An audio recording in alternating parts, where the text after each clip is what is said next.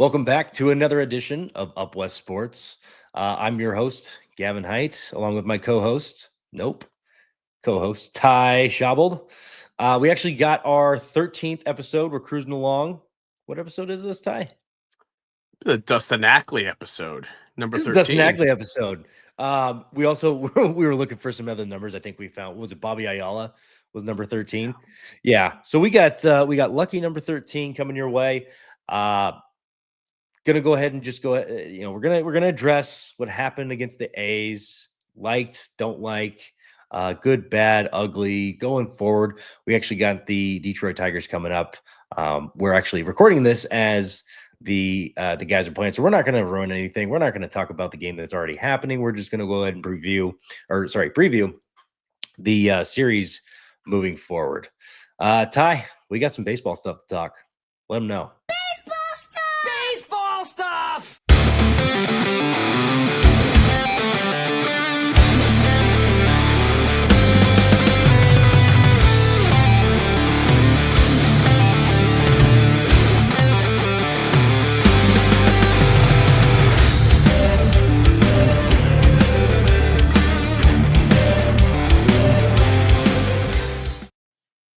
Baseball stuff. Baseball stuff. What a series with the A's, huh? That was rough on the eyes. The pitching is as always was phenomenal, but man, the 10 strikeouts per game average was not good. The 5 hits average per game was not good, and the 2 runs per game at home is not good against the A's of all teams, which, yeah, I get it. They threw at you some pretty decent starting pitching, but that should have been a bullpen. You should have been able to light up. It comes back to the same. I don't want to say it's too early, or it's not that it's too early to panic, but it's like, this is the same song they were singing last year, so I don't know when we can stop saying it's early. I mean, it's the same song and dance for the last 15 plus years. At some point, the pessimist in you, because everyone's got at least a little bit of it. The pessimist in you just kind of takes over as you're, getting through the grudges of the games. But at some point, you find your way back to optimism, and obviously that's what we're here for. We want to stay optimistic. We want to continue to find good things that we're seeing. Just off the top of my head, I saw an absolutely amazing play by Ben Williamson, even though it's not the Mariners, it's AAA for the Rainiers. Ben Williamson made this absolutely Chipper Jones-esque play at third base, and then just a rocket to first to make the guy to get the guy out. And it just kind of gives you a little hope that maybe Polanco doesn't have to play third for the whole year. We love him. His stick is starting to come around, but there's light at the end of this tunnel, I think. And the future of the Mariners is something that's still kind of, all right, here we go. We're coming. We just need to get there. And we just need to find where the recipe has everything together. How much do you think the offensive woes in this series was due to Wilson trying to figure out his lineup, his batting order? Yeah, I think there's still kind of a little bit of, even though we have most of the same roster that we do last year, minus Justin Turner and maybe a couple other pieces that I'm blanking on right this second. It really could just be Dan Wilson tinkering himself, right? Like that's what she said. He's tinkering with the lineup himself, as pitchers would on certain pitches. So that's what I actually meant by that. But I think he's tinkering with the lineup until he finds a winning recipe. But in all honesty, right now is not where you tinker. It's more where you try and set the tone. If Bliss is your second baseman, okay, let him be the second base. Let him play second base for a week or two. Let him get at least a consistent amount of at-bats. Let him hit lefties. Let him hit righties. And then midway through the game, if you notice he's over 3 strikeouts and they got another lefty coming up, or not, so on and so forth, whatever the splits tell you, okay, make the move to Dylan Moore and kind of go from there. But the back and forth, the inconsistency, we talked about this a couple weeks before the season got kicked off. We want consistency, and I think the players do as well. So I'm hoping Dan Wilson kind of figures that one out a little sooner rather than later. And you're right, Ty. The bullpen traditionally, even though the team hasn't been necessarily great for the A's, the bullpen has been traditionally like good. But their bullpen this year, I don't see them as great because they lost what's his name to the Lucas Royals. Ursig, Yeah, and they Lucas lost Ursig. they lost another lefty too. I can't remember his name, but it is not the same bullpen as it was last year for the Oakland. I mean, yeah, you still have Mason Miller No. on the back end, but the middle of that bullpen is not their strength, and for sure. Yeah, it's not the same. It's not bad. It's just you're gonna have to see how the season progresses to see how good they are. I would say they're kind of middling right now. I'd say they're kind of in that maybe if you're ranking them, maybe number 12 through number 18, somewhere in that window. That's not to say that they can't bust open and be a top 10 bullpen, but I think right now, just based on what we saw from this past weekend, they're okay. They're not bad. They're just not anything to write home about. Yeah, 8 runs in 4 games, and it just kind of I saw Mariners Twitter just kind of lose their minds over this Susan, who was talking with Dave Sims about the offensive explosion that the Yankees were putting on display the other day, and they're like, "Yeah, when you were doing this with the Mariners, you'd be lucky if you got 13 runs a week." Well, why did we just go prove them right? It's just you got to laugh at it, but it's laughing to keeping back your own tears because holy smokes, we we just proved her right, right in the middle of that. So gotta find a way to manufacture more runs. RISP. We talked about that in the offseason. Actually, just as soon as a few weeks ago, we talked about runners in scoring position. You got to step up to the plate when the lights turn on. You got to turn on as well. Yeah, Ty, what are your thoughts from this past weekend? I mean, the Mariners were super aggressive on the base paths, right? Once you got on base, the Mariners were running all over the place. What I didn't like out of that was how many strikeouts I saw after a guy stole a base.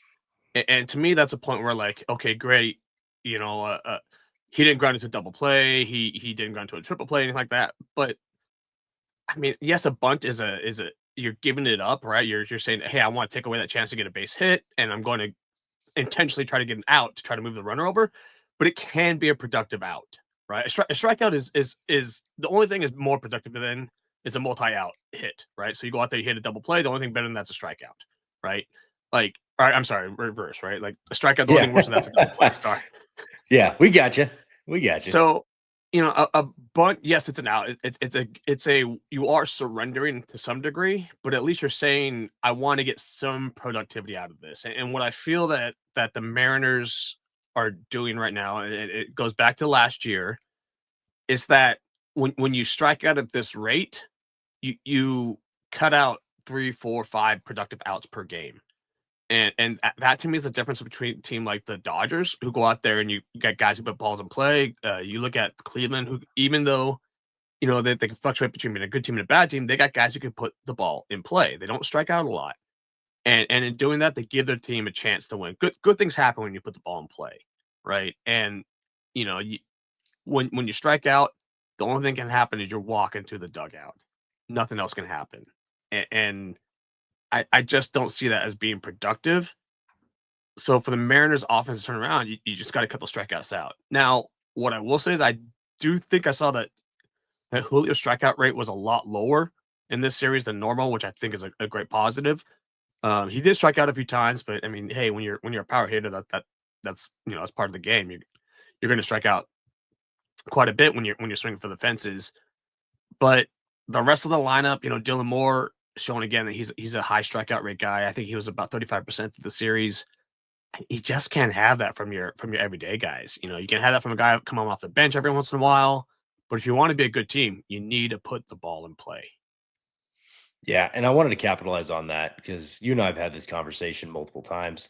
Am I huge on bunting? Not necessarily, but given the circumstances of a team that strikes out a lot, for the most part, right? Like the Mariners coming into this year, looking at last year, looking at the year prior to that when they had Teoscar Hernandez, Yeah, this team kind of strikes out a lot. And so one thing that the league is not really doing is bunting. So against the grain, things that third basemen probably aren't worried about, focused on, practicing a lot are bunts. And so you do increase your chances of putting if you put the ball in play of stuff like that. Now, I'm not saying you need to go out there and bunt every time there's two outs to give your team a chance. I'm not saying as soon as a runner gets on first, we're bunting. I'm not saying as soon as a runner gets on second, we're bunting. But yeah, if it's a 2-1 game like we just saw on Sunday, and you have a leadoff double, I'm not against one of the guys laying a bunt down and trying to make some magic happen because we've seen some chaos ball already a little bit. Um, so it's not the stupidest move. I know there's a handful of people out there that will probably disagree with me on this, but I think if you can't hit, which the Mariners have shown you that they're just not an elite hitting team. They're probably not even an average hitting team right now. That could change at any point in time. It's okay to bunt. It's okay to bunt. 2, 3 times a game. I think that's a fair amount. That's not an exorbitant amount. That's more than probably most teams. That's more than probably 5 teams put together with the amount of bunts. I don't know Just that I would be for bunting 4 or 5 times a game. I'm more thinking two, maybe three, like once or two or two, three three, times. Oh, okay, I think two like or three maybe like times. once or twice every other game, maybe. It's a Okay, very I situational thing would. for me. No, absolutely, and that's why it wouldn't be early in the game, and it wouldn't be. It would be when your offense is struggling, like we've seen for 4. I'm not going to give this game away. We've seen for 4 straight games our offense struggle. The most runs they've scored in a game so far is 4, and so yeah, I so far in those 4 games, I probably would have bunted. Maybe not in the 4-run game when you had the lead. Yeah, there's no reason to bunt in that scenario. But yeah, if you're chasing 2, 3 runs and your team is in the 6th inning and has 2 hits on the day, yeah, it's at least worthy of a conversation to have that it could help by putting the ball in play rather than striking out. One of the things that I'm big on is sort of like mixing strategies across different sports and different games. And one of the things I look at in like chess specifically, they talk about is tempo, right? And controlling the pace of the play. Strikeouts do not do that. Strikeouts are surrendering the pace of play to the pitcher. Strikeouts are saying you dominate, you set the tempo for how this game is going to go. Bunting can, I'm not saying it is, but it can be a way to take control of the tempo and say, okay, now we're going to decide how this inning or how this out goes, right? I may not be deciding that you may not get a run out of it. You may not get the inning you want, but at least you're telling the pitcher, no, no, no, no. You're out of you're no longer controlling the results. I'm trying to control the results now. And I think that's kind of what is important when you look at situational bunting.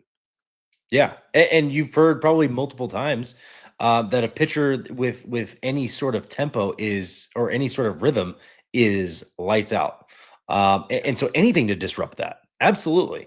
And I'm not the biggest small ball guy, but this is the team that we have right now, and so what I'm not going to do is sit here and just complain about the offseason over and over again. What I'm going to do is understand the chips that I have and try and play the chips that I can to the best ability. If that means we're only producing 2 or 3 hits a night, then we got to manufacture runs the other way. Then yes, it's worth addressing late in the game as it happens. If it's a 3-1 game and no one's going to really step up, yeah, it's worth a conversation when you get somebody, when you get Ryan Bliss to walk and hopefully he can still second, even if he doesn't. Now you're looking at a bunt situation because then maybe that ass out single will score the run. And now you got a 3-2 game. And now you can Yeah. hopefully try and put yourself in a much better position to attack the rest of the game. Yeah, it's one of those things where I'm not advocating for bunting, especially if I'm the Dodgers. I'll probably never bunt. Right? It is situational. It is it is dependent on the team that you have. So in this scenario that Jerry Dipoto and the ownership have kind of given us, we've seen quickly that we're right kind of back to where we were. Now, this raises another point and topic that I think we've addressed before, but I wanted to surface it again. Um, what's to stop the Mariners from coming to Seattle like a week early and just getting acclimated to Seattle? And there's many different things that you can do with this, right? You can bring your top prospects and have your top prospect game there. Like the spring breakout series or spring breakout game, you can have that in front of your home fans. You can make a lot of money off of this. Stanton, I'm talking to you. There's a lot of different ways that you can do this, but being back home for a week and playing, even if it's just against your own guys, swinging the bat in the Marine layer, we know it's just different. It's just different. It's not the same as swinging the bat in Arizona. Ty, what are your thoughts on just kind of moving forward like that? Something I'd like to look up, and this just popped in my head, is I'm wondering what the Mariners' record is in March and April when they start at home and when they start away. I am curious because if they start away and it turns out they generally have better records, I mean, shoot, I'll forego opening day so long as you get winning Mariner baseball. Like if the Mariners starting opening day at home means they're going to go through April with a losing record, but opening away means they're going to end April with a winning record. I'll take the winning record every day. I'll sacrifice the opening day 100%. celebrations for winning baseball. I I would like to look that up though and find out because there's something to like you said when they come to Seattle. If you just came a week early, like you said, 10 days Yeah. early, and you just put some exhibition games, some competitive games, but they don't have to be like not trying to hurt, right? And you're not trying to get Right. dudes hurt or anything like that, but the not quite just Finish spring spring training games, training. right? Yeah, finish spring training in Seattle, get acclimated to that weather. Because here's the other thing. I know you and I have actually looked this up. They're around 500 in the first month in April. Yeah. We actually looked at they're roughly, if you take like the last, I don't know, like 5 to 10 years, the month of April for the Mariners, they're not terrible.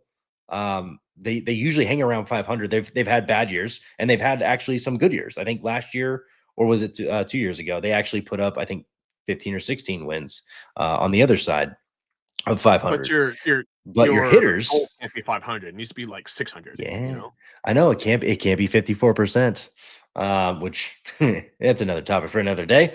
But I'm just saying, if you were to do something like that, if you hang around 500, but and you want to talk a little bit more about the hitters, I want to know what the hitters' stats are through the month of April because I'm pretty sure that's pretty bad historically, especially these last 2 years. Um, if you increase the hitters in the month of April, does it get you to 18? Does it get you to 20? Because we know other hitters are struggling against our pitchers. We know that part's true. Um, I don't know. It's just one of those things where if you can if coming home a week early to get your hitters acclimated, this is 100% not for your pitchers. At this point, we've understood that your pitchers are going to be ready to go day one. Your hitters have just more time to acclimate. I understand it's cold, but guys, everyone else is coming in here and hitting. Um, Everyone else can come in here and hit in Seattle and put up more runs than you. And it's not just managerial snafus. Sometimes it is, but you need to find a way. Come on. Like, let's figure it out. Let's find a way. And this is something that could change. I am actually all for doing spring training completely up in Seattle. I know it's cold. Tough it out, deal with it. Like, you got to play in this weather. This is just Mariners baseball. And so that's kind of my little rant on how you can hopefully try and mitigate that acclimation back into Seattle weather. At least on the bright side, the starting pitching was spectacular this last series. Oh I yeah. mean, the only thing, and this is very, very nitpicky, is I thought Luis Castillo could have gone to his changeup more. Yeah, I That's know. And about it. we're gonna pound this one into the ground. Luis Castillo needs to throw more changeups. Because yeah, he actually didn't have a bad outing and still just found himself on the losing side of the game. But Um, I yeah, think that fastball that he was able to throw up going when he first came over, and then while he was able to throw that fastball up in Cincinnati was because of the changeup, right? If he can't throw that fastball up anymore because it's getting teed off on because he doesn't have a pitch. He doesn't throw his changeup enough to keep hitters off balance. I think if he was sitting 20-25% changeup, that even if he's only throwing at 94, 95 in the upper, in the upper part of the zone, I think can get away with it because guys are going to be sitting there looking, well, is that a changeup and it's going to be dying on me and I'm going to be, 4 feet ahead of it? Or is that going to be 90, 94, 95, 96 by my, by my chin? Like he has to mix things up to keep hitters off balance. And I just don't think he's showing hitters enough variety right now, or even over the last couple of years. And I don't know if that's Mariners' philosophy, if that's, hey, just trust your defense, throw fastballs and trust your defense. Because it was that time when Cal, I think it was like some 47 straight fastballs for Castillo, and they bragged about it, right? That they were able to get away with it. Now, yeah, he does have a pretty nasty two seam, and it pairs well with his four seam because of the way they move. But you don't have to change your timing on those, right? They're both 94 to 96. You don't have to change the timing on it. But if you're throwing an 85, 86, 87 mile an hour changeup, that looks like a sinker until it just drops off the table. Well, now that hitter's got another thing he's got to think about. But the reality was, I don't think hitters of the last 2 years have had to think about the changeup. Luis Castillo, when you look at last game, some of his best strikeouts was when he was changeup dominant. Yeah. And yeah, I really would like to see that number. It doesn't even need to come back to 30% changeups like it was when he was dominant, but just make the improvement because it's been steadily at 15 ever since he's been a Mariner. So maybe even come back to like 20, 25%. Just integrate it a little bit more, get in the pitcher or get in the hitter's head and just give him another pitch to think about on a consistent basis. I agree. I think that's what's ultimately going to help him. We saw when Felix declined in velo, he resulted in his sinker changeup. And it's what held his career on when he was still 91, 93. He was kind of in that low 90s. He was no longer I don't think there was a year where I don't think he hit 95 plus. He was just in the low 90s. But his changeup or his sinker, I think he called it. He called it kind of both. I mean, I He was think dominant with it. I think we would have called his changeup today a kick change, right? Because he threw it like a kick circle change, change, but he didn't pronate, and that's the same thing that the kick change is today. It's like just a circle change. You don't pronate. Yeah. So Yeah. No, and that's it's that tweener pitch that we've now donned as the kick change, and and it worked for him, and it gave him an extra 2-3 years of his career to be above average. I don't think he was necessarily elite. I think he was elite for one of those years, and then the next two was just kind of a slow decline. I'd have to look up his numbers. I don't have them in front of me, so don't quote me he on went that. pretty changeup heavy. I want to say like the last 4 or 5 years of his career, he was very changeup heavy. It worked for him very well, very well. I think even that Cy Young year, he was changeup heavy, if I recall. Or was that the year he was using that curveball? I can't remember. I think he started integrating the changeup. I don't think it was quite the level of changeup that he had on the back end of his career. I think the Cy Young year, he just had a good changeup, kind of Kirby-esque or The last pitch was a Emerson changeup Hancock. that perfect game. Yeah. Yeah. Yeah. And that was, the Tampa Bay Rays. And what was the score of that game? 1-0. Yeah. Oh, Poor we're Felix. back to it. Poor Felix. We're now, back to it. But going back to starting pitching, Logan Gilbert, Bryce Miller, all 4 of them were very good. Now, Logan Gilbert was much better than the rest of them, right? But like all 4 of them pitched games you should have been able to win, like in my opinion, or they kept you in games, right? Like maybe you can say, okay, Bryce Miller gave him a little bit too many hits, but I still look at that game as a game that other teams, I think, look at that and say, I think we can still win this. And Bryce Miller obviously went out there and didn't just dealt, or no, I'm sorry, Brian Wu, and then I'll complain and I'll nitpick with Castillo, but he was still very, very, very good. Give it the one long ball. That's it. Yeah. That's it. That's really it. Yeah. And I guess the only nitpicky thing I have about Luis Castillo is with the weapons that you have. He's a 2 on most teams. I don't think he's a number 2 in this pitching staff, and they're giving him the number 2 right now, which is awesome. I love that for him. If he's going to be a Mariner past this season, well worth it. because he's a great teammate. He's great to have in the locker room. He's still a very good pitcher. He still had a really good outing, and I think he's going to give you another really good year. But yeah, when you look at the other four guys, besides obviously Logan Gilbert, yeah, right now after this series, I think Brian Woo's your number two, or at least caliber wise. I don't think, and we had this conversation earlier. I don't think he's going to reach the level of innings that is required to be a really good number two, which is why you kind of push him back to your number 4 or 5, and let him kind of get those acquire those innings. So by the time he maybe gets to next year, he's kind of set for that 180, 200 inning benchmark. Because right now, just looking at the progression of his college career to the jump to minor leagues and then to the jump to the major leagues, it was kind of a quick, hey man, like you're throwing 120 innings this year, you only threw 60 last year. Just seeing the progression, I think he's on pace for that 150 to 180 mark this year, which you would kind of want out of your 3 or 4, especially in a dominant staff like this.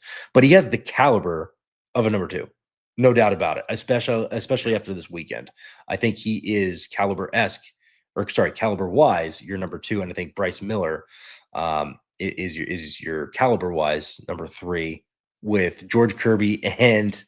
We don't know what George Kirby's going to give us when he comes back, but George Kirby and Luis Castillo fighting for the 4-5 spot. Which, if you have those two guys fighting for your 4 and 5, and you That's don't just make the ridiculous. playoffs, you don't make the playoffs. You gotta be kidding And me. you don't give them any run support. You don't give me any run support. I know. Yeah, it's like Felix 5 days a week. Oh man. But did want to kind of shift gears. We got the Tigers coming into town. And I got their probable pitchers coming up, Jackson Jobe, which, that game's going on right now. So we're not going to talk about it. We're not going to ruin anything for anybody, just in case you got it DVR'd, if you still have a DVR. But going into the next day on April 1st, Casey Mize going up against Logan Gilbert. And we're all excited about that one. And then you got Tarek Skubal and Luis Castillo, which I would just seeing that matchup, I would just rather have Logan Gilbert go up against Tarek Skubal. Just kind of seeing that. But also it's like, okay, do you go all in on Tarek or Logan Gilbert over Casey Mize and just hope that you get that 5-2 victory if you can put up 5 runs, and then just take the L against Tarek Skubal? Like, that looks like to What do you be. think the chances are you could score, say, 4 runs against Casey Mize? And what do you think the chances are you could score 4 runs over Tarek Skubal? Skubal? And what are the chances are that you think both your those starting pitchers they're facing against can prevent 4 runs? Right? Yeah. I think you have I'm not saying you want to just give up on that Skubal game, but like there's a lower chance that Castillo keeps you under 4 runs than Gilbert. And that's just Yeah. and there's probably a better chance you score 4 runs against Mize than you do against Skubal, right? Like, I mean, it's just there's a Cy Young winner last year. Now, granted, if I recall, he didn't have a great first outing, but it wasn't necessarily bad either. It wasn't like a quality start or anything like that. But I don't know that you look at Skubal and go, oh yeah, this is a game we should be able to win. Yeah, It's a game you don't look and at go, Skubal. I don't even care. runs. I don't care if you're the Dodgers, because Skubal started against the Dodgers. You don't look at you don't look at Skubal and say, oh yeah, this is a W. Don't even worry about it. Let's just lock it in. Yeah, because even Skubal against the Dodgers had a great outing. What was this? Well, I guess it wasn't a great outing. He's sitting with a 5 innings, 3 runs, right? 5 inning, 7.2 ERA, 2 strikeouts. Yeah, it wasn't the best inning, but I know he got off to a decent start. And then, it's so I guess it wasn't that good. But the Dodgers are just on another level. I think they're 5-0 right now. They can't lose. I'm not going to knock on wood for that because I don't. You know what? I don't care that you win, because we don't, and so I'm not knocking on wood for that one. Dodgers, you already have one. If for all the rookie fans out there, or the rookie haters, I guess, this is who he is. He is not going to give you good baseball until mid-May. Yeah. Well, he's also 23. Last year, so we did the year before. So we did the year before that. Yeah. He has bad Aprils. And he's also a rookie at 23 years old. Yeah. Has he turned 24 yet? No, I think he's still 23. Um, so yeah, this is let him cook. Let him slow roast into Major League Baseball. He's still a great pitcher. And yeah, I think if you let him get 15 starts in, especially with having Shohei Otani by his side. He's got some good mentorship there. He's got some great teammates. I know that that whole dugout is just full of good people, and they just have a Yeah. vibe that can't be matched right now. I mean, They're he coming goes off out there, of he has a horrible outing, and they still win. yeah, The and Dodgers they are still undefeated win. now. Like, come on.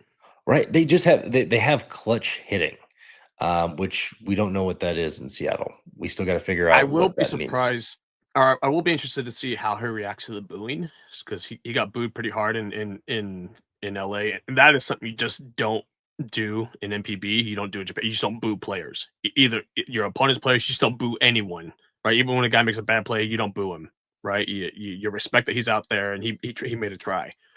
And I will be interested to see how he reacts to that. He's kind of known to be a, I don't like to use the word emotional guy, but But he's a little bit of he's not a your normal person, right? He's very stubborn. He's very reserved and what's what I'm looking for? Not outgoing, right? And he mhm. may not wear his emotions on his sleeve, and so you may not know what's going through his mind just by watching him out there on the mound. And that's where I just really wonder, like, what's going through his mind when the boos are raining down.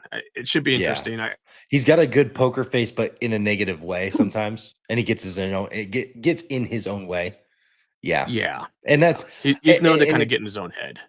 and that's I mean that's also part of being a 23-year-old, right? Like that, like I can't you can't think that that's just going to happen for the rest of his career, but it's just one of those things that man, if he's got a poker face in that kind of way, that's tough because yeah, as a manager, how do you know he's like mentally imploding, and that you Yeah, need yeah. to like not start him that day, or you need to pull a quick hook on him and go straight to a relief pitcher. In all honesty, it sounds like somebody in that realm should probably start in AAA. There's definitely no booing going on in AAA. Most of those fans, they know like maybe two or three names, and that's about it. So there's really no booing in there. And I think their AAA is Oklahoma City, which is a good fan Yeah, base. yeah. They get a strong crowd. There's still going to be a lot of people there, and there's going to be less booze. It's probably not a And bad place to go too, because you're nice and isolated. The media is not going to be surrounding you because you're in Oklahoma City. You're not in LA. no, and for what we've seen for the top prospects in baseball comparative to other sports, they don't follow like they do in other sports. Like the top basketball prospect, if he's playing overseas or whatever, yeah, the highlights are the media is going to be on him. If he's playing in the G League or whatever, the media will be on him. Yeah. Bronny James, kind of a prime example there. Um, I mean, when Jackson Holiday was playing in AAA last year, it was just a normal AAA broadcast, cameras watching, and that was it. Yeah, well, I didn't see highlights. I'll be honest. I didn't see highlights everywhere like you would maybe some of these other sports would for Yeah, their top yeah. prospects. So yeah, I think there's something to be said about that, and maybe he does make an appearance back in AAA because he still has three options, I believe. Um, I I I think he's on the major league roster for sure. You know, if he continues the velo was down, there, the spin rates were yeah. there, the Oh movement yeah, was everything's there, just there, the command wasn't. and I think that's up in here. And the Dodgers Yeah. seem to be, Oh, it could be um, that. It could also be adjusting to the baseball, the physical baseball, because yeah. it is a different baseball than Japan. So Yeah, and from what I've heard from one of my former players that's with the Dodgers right now is they also do just kind of like Herman Fajardo was on our show talking about the mental side of the game and having a mental coach and talking through a lot of situations and also just having one-on-one mental coaching, which sounds weird, but it talks you through how to decrease stress in your life, and it applies directly to baseball because baseball is a game of failure.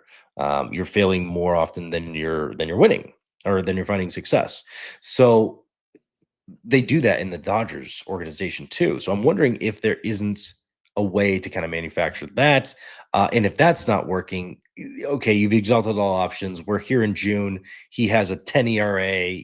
He can't find the strike. So what have you? If everything just goes the absolute wrong way, yep, I think it's time to make an appearance in AAA, gather your thoughts and feelings, and hopefully get back on the mound. And it's not the worst thing in the world. It's a chance to reset yourself. It's a chance to reset and just clean the slate. Start with a 0 ERA again, and just find yourself. Um, but yeah, Something else that might I'm be a rooting for him. factor. Something else that might be a factor is in Japan, he wasn't asked to pitch up in the zone a lot at all, right? You don't throw your fastball up in the zone in Japan. You throw it low. You throw everything low when you have an opportunity in MPB. There's a few guys who intentionally elevate their pitches. For most pitchers in Japan, you're throwing low, and Roki lived bottom of the zone his entire career in Japan. So maybe there is some of that where he's being asked to live up in the zone and he's just not used to it. And so, that's where maybe some of his command has gone away is you're asking him to do something he's not used to doing. I don't know, but I don't hit the panic button with Roki. I look at that and say one outing, give him 5 and we'll see, you know. Yeah. Yeah, we got off on a Roki tangent. He's not a Mariner, but Oh, we thoroughly enjoy good baseball, and so sometimes we'll go off on players that just need to be watched. And in all honesty, like just good for the soul to watch good baseball sometimes, and sometimes that's not a Mariner, and it's just how it goes. But we like Roki Sasaki, wish him the best and everything. Did want to kind of wrap things up with maybe some final thoughts, or just what are your thoughts going into the series against the Tigers? final thoughts on the series with the Tigers. Victor Robles needs to get on base. He needs to get on base at a decent clip. If I think that if that happens, it sets it up for Julio, Cal, and Rosarena seeing a lot more fastballs. I think if they see more fastballs, you're going to see a better batting average, more balls played by those guys. But when your leadoff guys, or when you're coming back around, guys that batting ahead of your power hitters aren't getting on base at a decent clip, because right now you got Bliss at like a 280, JP at like a barely over 300, and then Robles is just not getting on base. They're not going to see fastballs because they're coming up to plate with nobody on, and you're going to see a lot of breaking pitches. You're going to see pitchers experimenting with stuff on the outside. They don't have to pitch to Julio. They don't have to pitch to Cal, and so they're going to try to avoid pitching to him and give him good pitches to hit. But if you got Robles on the base paths and you're letting him loose on the base paths, that pitcher can't throw the slider anymore in the dirt, because now Robles is scoring from third. He can't throw that breaking ball, because now Robles is stealing first to second, right? Like you have to throw more fastballs when you got speed on the base paths. And for this series, that's what I want to see. I think that's the key. If Robles or whoever's batting leadoff or whoever's batting ahead of the Julio, Cal, and Rosarena battery, is if those guys are getting on base, the 2 or 3 guys ahead of that are getting on base, I think that's the recipe for success. Yeah, and I'll triple stamp that, double stamp, and just say I like to see the strikeouts. Be to it. I'd like to see the walks be higher than be higher than the strikeouts for one series.